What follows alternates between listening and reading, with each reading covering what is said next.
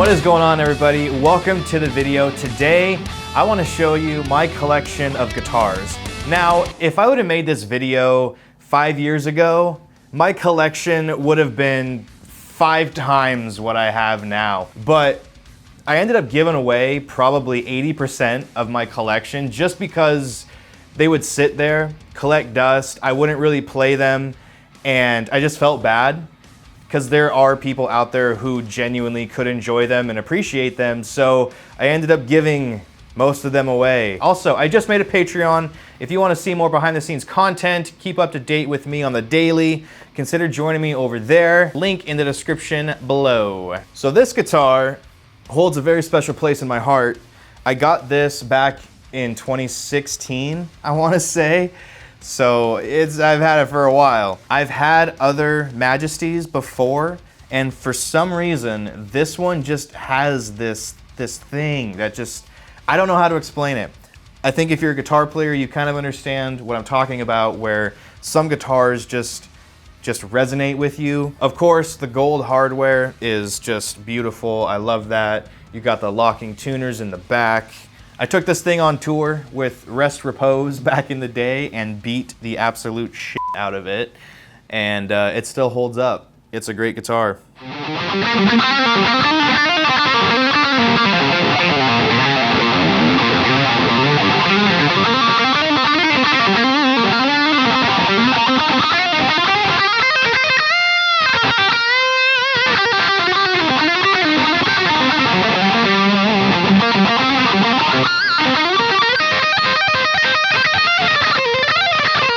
One cool thing about this guitar is you have a boost on it, so you press that in and then it just gets oversaturated with gain. It's pretty cool if you're playing live and you're about to rip a solo, you need a little bit more gain, just tap that boy and shred away. Next up, this one has a bit of a backstory to it.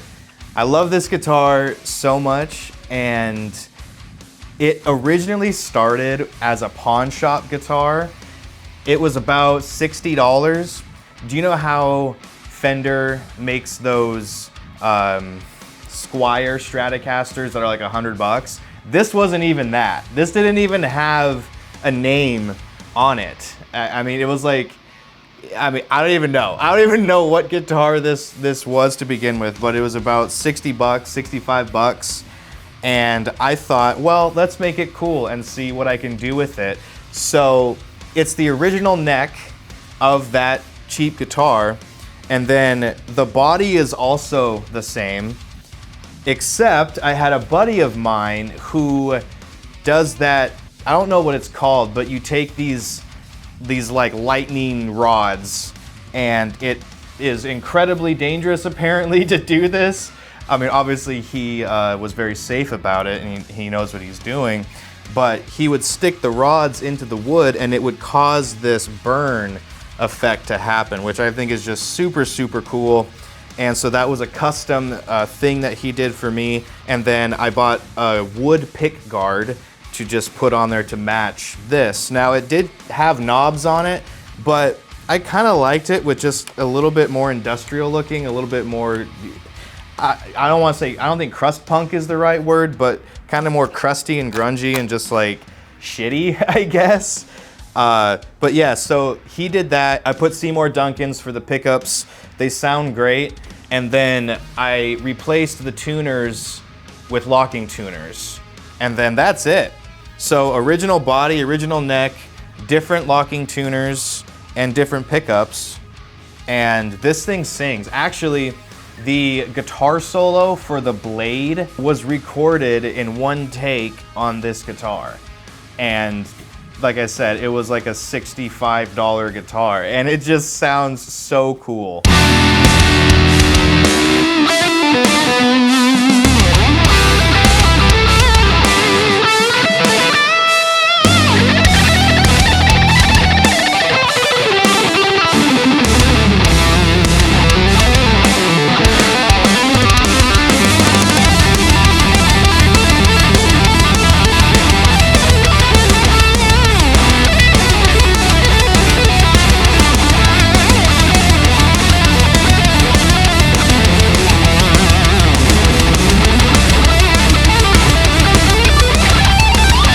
Obviously, it's not perfect because it is cheap. Like, you get a lot of fret buzz in some areas, but you know what? That's fine. It's character. And then also on the back, I just decided to not put the back plate there because, again, I just thought it looked cool as this kind of rundown industrial weird guitar, and I love this thing. So this guitar is a gift actually from Matt Heafy of Trivium. This is his signature guitar. This one comes loaded with Fishman pickups, and it just sounds awesome. There's so many tonal options you can get with this. You have, oh, yeah, well, no, nobody saw that. You have multiple push-pull taps to like split the coils and stuff, so you can get really, really glassy cleans, but then it also shreds. I mean, the gain on this thing is absolutely insane. It's pretty cool, and instead of having to put batteries in it, it has a little charging port right here. It's an old micro USB though, which are kind of outdated, so that took me a minute to find. Now everything's USB-C, but yeah, it's great. I love the gold, the tuners, the hardware, the black, white, gold. I mean, that's the same color that I used for my signature guitar, which is sitting right there. I don't know whose came out first, but it's a cool look, it's a cool color. And yeah, so I'll play a little bit for you.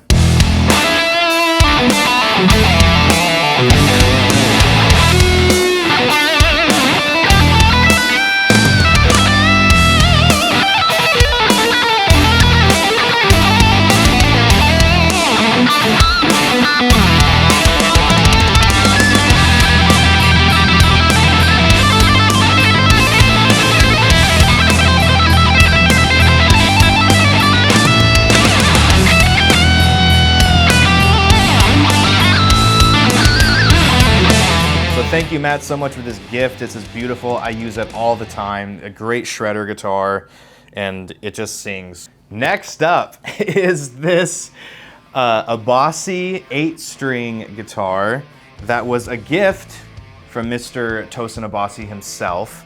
He gave this to me a few years ago, and he asked me what I wanted the color to be for the body, and I just said, you know what? Let's do something silly. Can you put a bunch of cats on it? And he was like, sure, I guess. And so then this became my 8-string Abasi cat guitar, which is really funny because the band that I play live with plays 8-string. And I said, I have an 8-string. I don't know if you want me to use it live. It's a little silly. And they were like, what do you mean? And so I sent a picture of this, and they were like, oh, yeah, that is a bit silly. But this guitar is beautiful. I use it for so many things, a lot of jaunt. It's got great tone options. And the gold, again, the gold hardware. I just love the gold hardware. Locking tuners. It has the fan fret thing going on, of course. And it's just a beautiful guitar. I just love this thing so much. And the same with the Matt Heafy signature. This one also charges instead of having to replace the battery. But again, it is a micro USB, so maybe you should update that to USB-C. As you can see, there's also cats on the back. Just absolutely silly, beautiful neck. Just, oh, I love it so much.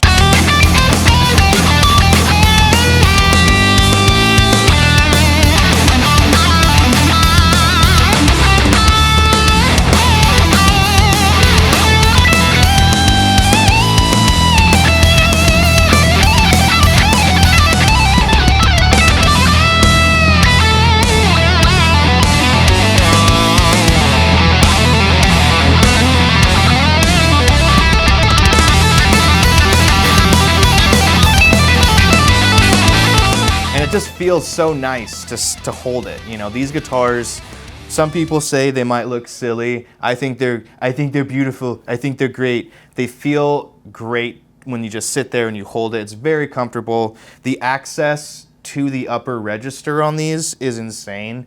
I mean, the cutaway is so deep. It just feels really good. This next guitar was gifted to me by James from the guitar store. Those of you who have been here for a while know James from videos that I did so many years ago, using his guitar store for some skits. I don't know if you remember, we did a charity to give kids guitars. We raised $80,000. He was the one that we went to, and he facilitated it at his shop. And this was actually a gift for Musician Mansion Season 1. I believe Sophie Burrell used it for the show, and I've held on to it since. It's a SE Custom PRS. It still has the plastic on the back of it, and it's a beautiful guitar. I love this guitar, and it just screams pink energy.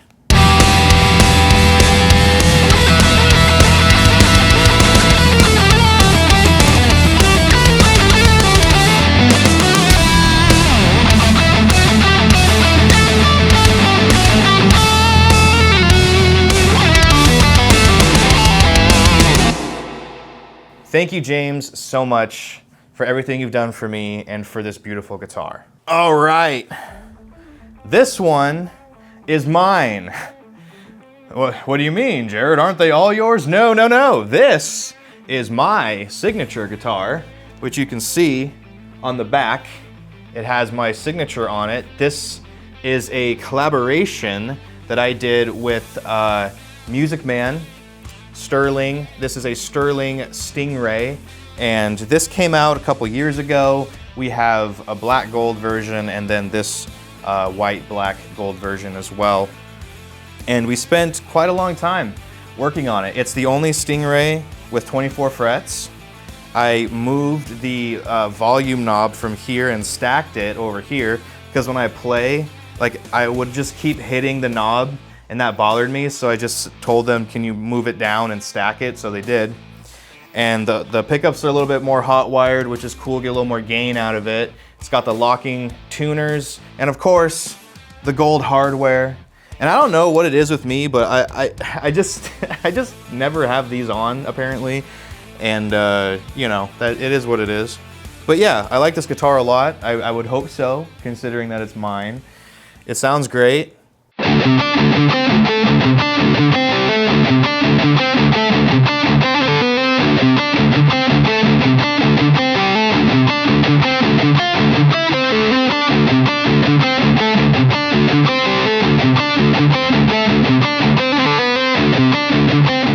And it's affordable, which we wanted to make sure we did. We could have done like a $1,500 custom or a $2,000 custom, which are great. Those do exist, like Jason Richardson's guitars. But I wanted something more affordable. This one goes for about $699, I believe. And yeah, it's just awesome. It plays great, it feels great. And I love this guitar. All right, this next one was also a gift. And first off, it's a terrible guitar. Like, it's probably worse than my $60 guitar. It just feels like press board. I mean, it is just awful. But it is signed by Bret Michaels. So that's pretty cool. Now, I don't know if I can actually ever use it for anything, because it just is the worst.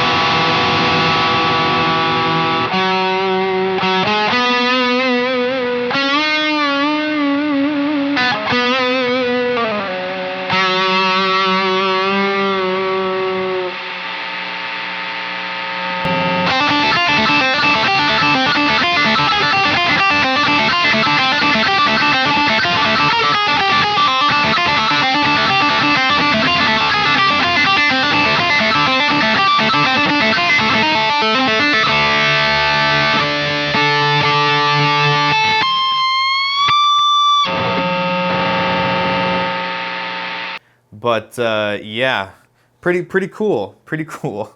Next up, this is an Abasi 7-string, And this was also a gift from Mr. Tosin. Thank you again. I'm starting to realize that all my guitars are gifts. I don't actually buy guitars often. This is a beautiful, beautiful guitar, and it has a few dents on it. So, story time. What happened was I was having a party at my house years ago, and there was a bunch of people over. I had my guitars in my studio. People were going in and out of the studio, you know, and people I knew, people I trusted, at least used to trust. Anyways, I wake up in the morning and this thing is just, it has a piece missing here.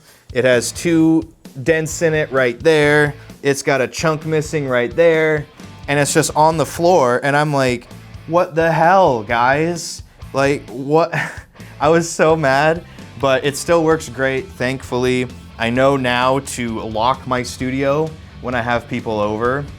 And it's beautiful. The back, the neck, nice, gorgeous wood color. I love it. It feels great. It plays great. The action and the intonation is so solid on this guitar.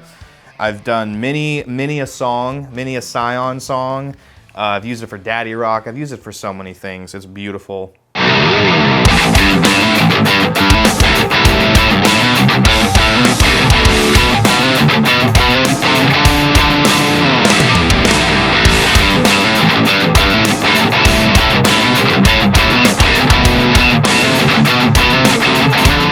Thank you again, Tosin, for another gift, and sorry that it's been dented, but I promise it's not my fault. This next one is a Man Sabre. Beautiful, beautiful guitar. It's so pretty and shiny. I love it.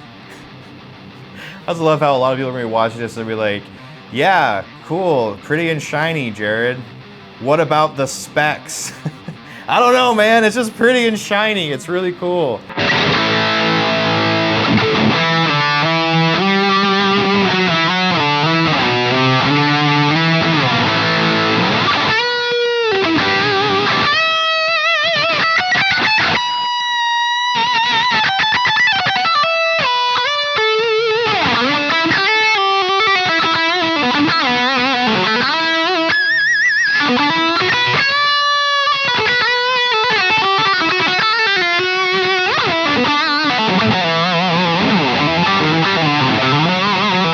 The one thing I do like about this guitar is that it's very grippy.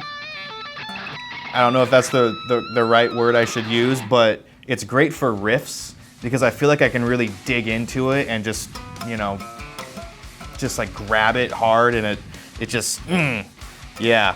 Okay, that sounded wrong. Moving on. All right, last but certainly not least, this guitar has been with me for probably 18 years. It's the oldest guitar that I have, and the story behind it was when I first started playing guitar, my dad told me he would buy me a guitar if I learned how to play a song from Fleetwood Mac called Big Love. Now, I couldn't just learn the recorded version, I had to learn the live DVD version, which I don't know if you've seen that. It's a crazy, crazy song to ask a beginner to learn, to ask anyone to learn really, but a beginner specifically. It's a lot of finger picking, it's a lot of rhythmic stuff, it's pretty intricate. Go check it out if you haven't heard it. But he told me if I learned that song that he'd get me a guitar. And of course, I was like, challenge accepted. So I spent probably 3, 4, 5 months. I don't even remember how long it was. It took me a long time. And I would just do the intro, just practice it, and then I would practice the verse, and then I would put them together, and then I would speed it up to, you know, be able to play it. And eventually I played it for my dad, and it was still sloppy as all hell, you know, but he was like, all right, you know, you got through it, and that's close enough, right? So we went to Ted Brown Music Store, and I picked this one out. It was just, for some reason, spoke to me. I don't know. I just really thought it was cool. And it is an Ibanez SZ520. It is a neck through, which I actually prefer. I like the neck through. It's been beat up so much. I mean, the first songs that I ever wrote were on this guitar. I don't know if you can see all the scratches on the back from belt buckles and just thrashing it around. It's very abused, but the first songs that I ever wrote were on this guitar, and the first shows I ever played were on this guitar. It's been updated a little bit. I put EMGs in here, 81 and 85. And then the tuners, we switched out to locking tuners. Way back in the day, my buddy Ryan Bruce, Riffs, Beards, and Gears, he helped me do that. So thank you for that. So yeah, this thing has seen so much and has experienced my entire musical journey with me. So this is probably the one guitar that I'll never get rid of, unless it was for some charity thing or something. But yeah, this means the most to me, and it probably will always be that way. And yeah, it just feels like home, right? Which makes sense because I've played it for almost 20 years. So yeah.